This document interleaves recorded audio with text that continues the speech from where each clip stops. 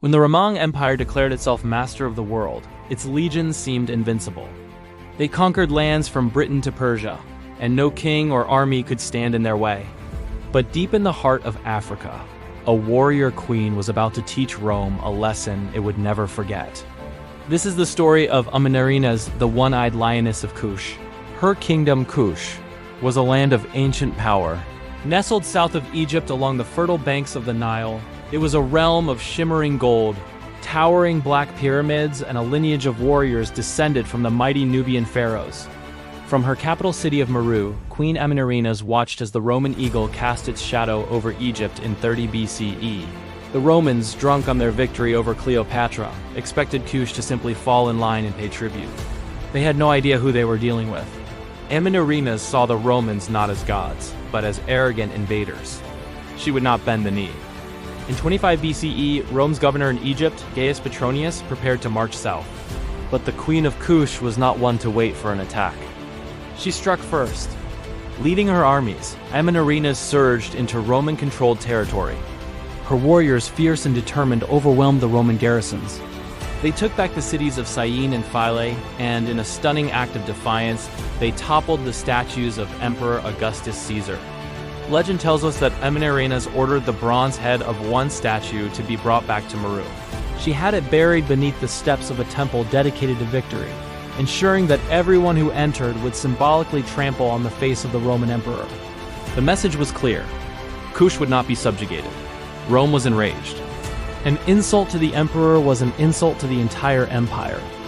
Petronius marched his legions south with a vengeance, determined to crush this rebellion. The Romans were a disciplined and brutal fighting machine. They pushed deep into Kushite territory, burning cities and enslaving thousands.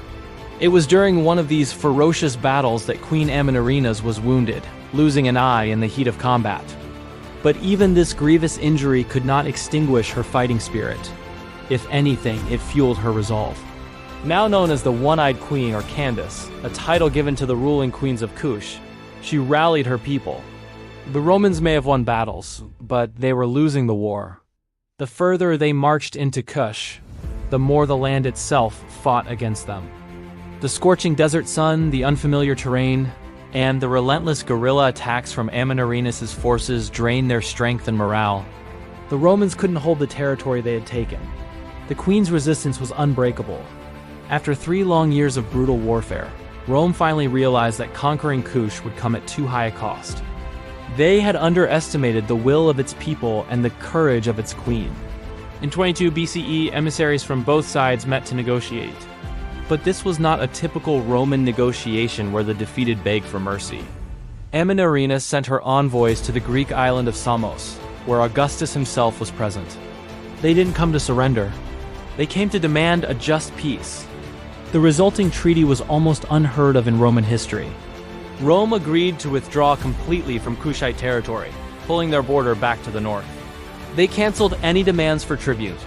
It was a peace treaty between equals, a testament to the queen who had stared down the most powerful empire in the world and forced it to blink.